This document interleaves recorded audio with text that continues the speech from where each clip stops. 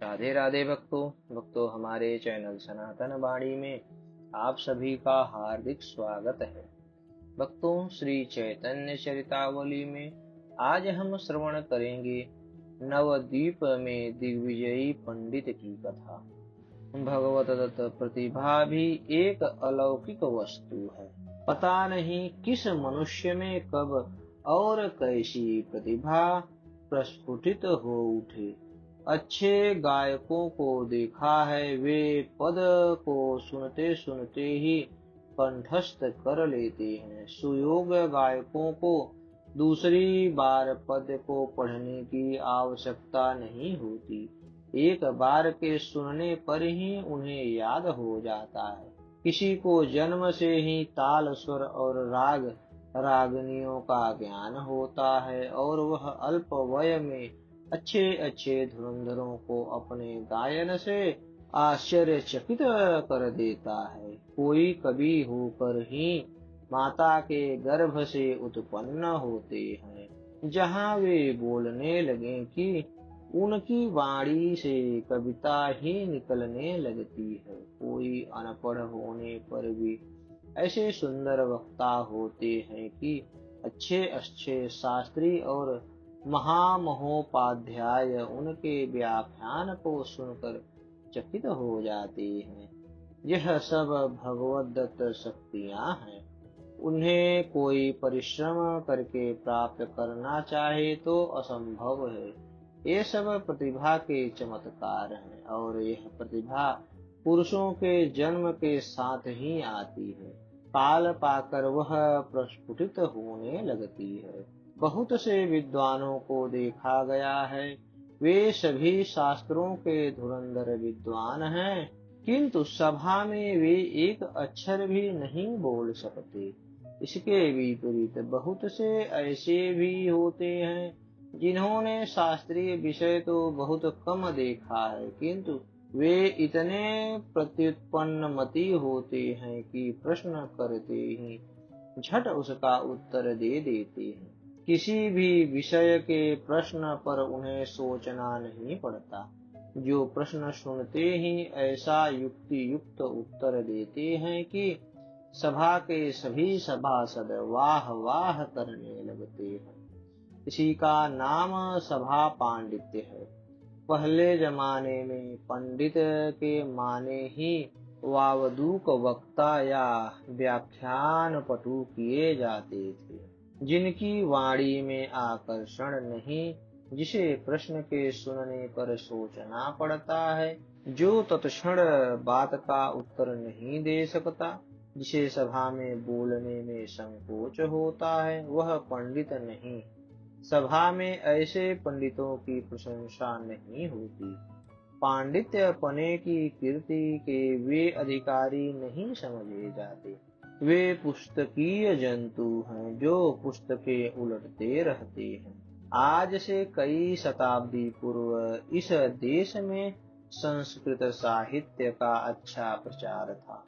राजसभाओं में बड़े बड़े पंडित रखे जाते थे। उन्हें समय समय पर यथेष्ट धन पारितोषिक के रूप में दिया जाता था। दूर दूर से विद्वान सभाओं में शास्त्रार्थ करने आते थे और राजसभाओं की ओर से उनका सम्मान किया जाता था। पंडितों का शास्त्रार्थ सुनना उन दिनों राजा या धनिकों का एक आवश्यक मनोरंजन समझा जाता था, जो बोलने चालने में अत्यंत ही पटु होते थे, जिन्हें अपनी वक्तृत्व शक्ति के साथ शास्त्रीय ज्ञान का भी पूर्ण अभिमान होता था। वे संपूर्ण देश में दिग्विजय के निमित्त निकलते थे। प्रायः ऐसे पंडितों को किसी राजा या धनी का आश्रय होता था। उसके साथ बहुत से और पंडित, घोड़े, हाथी तथा और भी बहुत से राजसी ठाट होते थे। वे विद्या के प्रसिद्ध प्रसिद्ध केंद्र स्थानों में जाते और वहां जाकर डंके की चोट के साथ मुनादी कराते कि जिसे अपने पांडित्य का अभिमान हो, वह हमसे आकर शास्त्रार्थ करे। यदि वह हमें शास्त्रार्थ में परास्त कर देगा तो हम अपना सब धन छोड़कर लौट जाएंगे, और वे हमें परास्त न कर सके तो हम समझेंगे हमने यहाँ के सभी विद्वानों पर विजय प्राप्त कर ली। यदि किसी को हमसे शास्त्रार्थ करने की हिम्मत न हो तो हमें इस नगर के सभी पंडित मिलकर अपने हस्ताक्षरों सहित विजय पत्र लिख दें। हम शास्त्रार्थ किए बिना ही लौट जाएंगे।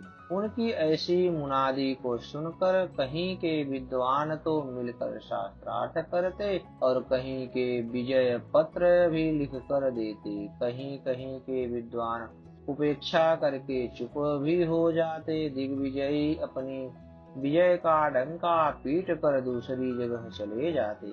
धनी मानी सज्जन ऐसे लोगों का खूब आदर करते थे और उन्हें यथेष्ट द्रव्य भी भेंट में देते थे। इस प्रकार प्रायः सदा ही बड़े बड़े शहरों में दिग्विजयी पंडितों की धूम रहती। चैतन्य देव के ही समय में 4-5 दिग्विजयी पंडितों का उल्लेख मिलता है। आजकल यह प्रथा बहुत कम हो गई है, किंतु फिर भी दिग्विजयी आजकल भी दिग्विजय करते देखे गए हैं। हमने 2 दिग्विजयी विद्वानों के दर्शन किए हैं। उनमें यही विशेषता थी कि वे प्रत्येक प्रश्न का उसी समय उत्तर दे देते थे। एक दिग्विजयी आचार्य को तो काशी जी में एक विद्यार्थी ने परास्त किया था। वह विद्यार्थी हमारे साथ पाठ सुनता था, बस उसमें यही विशेषता थी कि वह धारा प्रवाह संस्कृत बड़ी उत्तम बोलता था। दिग्विजयी के लिए वाक्य पटुता की ही अत्यंत आवश्यकता है।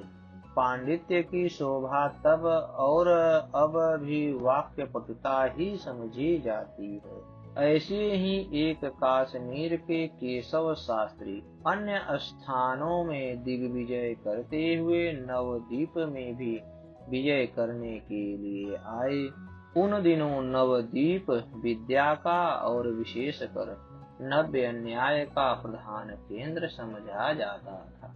भारत वर्ष में उसी की सर्वत्र ख्याति थी, इसलिए नवद्वीप को विजय करने पर संपूर्ण पूर्व देश विजित समझा जाता था। उस समय भी नवद्वीप में गंगादास, व्याकरण वासुदेव, सार्वभौम, न्यायिक, माहेश्वर, विशारद, नीलांबर चक्रवर्ती, अद्वैताचार्य आदि धुरंधर और नामी नामी विद्वान थे। नए पंडितों में रघुनाथ दास, भवानंद, कमलाकांत, मुरारी गुप्त, निमाई पंडित आदि की भी यथेष्ट ख्याति हो चुकी थी। नगर में चारों ओर दिग्विजयी की ही चर्चा थी। 10-5 पंडित और विद्यार्थी जहाँ भी मिल जाते, दिग्विजय की ही बात छिड़ जाती। कोई कहता नवद्वीप को विजय करके चला गया तो नवद्वीप की नाक कट जाएगी। कोई कहता अजी न्याय वह क्या जाने, न्याय की ऐसी कठिन पंक्तियां पूछेंगे कि उसके होश दंग हो जाएंगे। दूसरा कहता उसके सामने जाएगा कौन, बड़े बड़े पंडित तो गद्दी छोड़कर सभाओं में जाना ही पसंद नहीं करते। फिर इस प्रकार जिसकी समझ में जो आता वह वैसी ही बात कहता। प्रायः बड़े बड़े विद्वान सभाओं में शास्त्रार्थ नहीं करते, कुछ तो पढ़ाने के सिवा शास्त्रार्थ करना जानते ही नहीं। कुछ विद्वान होने पर शास्त्रार्थ कर भी लेते हैं, किंतु उनमें चालाकी, धूर्तता और बात को उड़ा देने की विद्या नहीं होती। इसलिए चारों ओर घूम घूम कर दिग्विजयी कहने वाले वावदूकों से वे घबराते हैं। कुछ अपनी इज्जत प्रतिष्ठा के डर से शास्त्रार्थ नहीं करते कि यदि हार गए तो लोगों में बड़ी बदनामी होगी। इसलिए बड़े बड़े गंभीर विद्वान ऐसे कामों में उदासीन ही रहते हैं। विद्यार्थियों ने जाकर निमाई पंडित से भी यह बात कही। कश्मीर से एक दिग्विजयी पंडित आए हैं। उनके साथ बहुत से हाथी घोड़े तथा विद्वान पंडित भी हैं। उनका कहना है, नदिया के विद्वान या तो हमसे शास्त्रार्थ करें, नहीं तो विजय पत्र लिख कर दे दें। वैसे शास्त्रार्थ करने के लिए तो बहुत से पंडित तैयार हैं, किंतु सुनते हैं उन्हें सरस्वती सिद्ध हैं। शास्त्रार्थ के समय सरस्वती उनके कंठ में बैठकर शास्त्रार्थ करती हैं, इसलिए वे संपूर्ण भारत को विजय कर आए हैं। सरस्वती के साथ भला कौन शास्त्रार्थ कर सकता है, इसलिए उन्हें बड़ा भारी अभिमान है। वे अभिमान में बार बार कहते हैं, मुझे शास्त्रार्थ में पराजय करने वाला तो पृथ्वी पर प्रकट ही नहीं हुआ है। इसलिए नदिया के सभी पंडित डर गए। विद्यार्थियों की बातें सुनकर पंडित प्रवर निमाई ने कहा, चाहे किसी का भी वरदान प्राप्त क्यों न हो, अभिमानी का अभिमान तो अवश्य ही चूर्ण होता है। भगवान का नाम ही मदहारी है, वे अभिमान ही का तो आहार करते हैं। रावण, बेन, नरकासुर, भस्मासुर आदि सभी ने घोर तप करके ब्रह्मा जी तथा शिव जी से बड़े बड़े वर प्राप्त किए थे। दर्पहारी भगवान ने उनके भी दर्प को चूर्ण कर दिया। अभिमान करने से बड़े बड़े पतित हो जाते हैं, फिर यह दिग्विजयी तो चीज ही क्या है। इस प्रकार विद्यार्थियों से कहकर आप गंगा किनारे चले गए और वहां जाकर नित्य की भांति जल विहार और शास्त्रार्थ करने लगे। इन्होंने दिग्विजयी के संबंध में छात्रों से पता लगा लिया कि वह क्या क्या करता है और एकांत में गंगा जी पर आता है या नहीं। यदि आता है तो किस घाट पर और किस समय। पता चला कि अमुक घाट पर संध्या समय दिग्विजयी नित्य आकर बैठता है। निमाई उसी घाट पर अपने विद्यार्थियों के साथ जाने लगे और भी पाठशालाओं के विद्यार्थी कुतूहलवश वहां आकर शास्त्रार्थ और वाद विवाद करने लगे।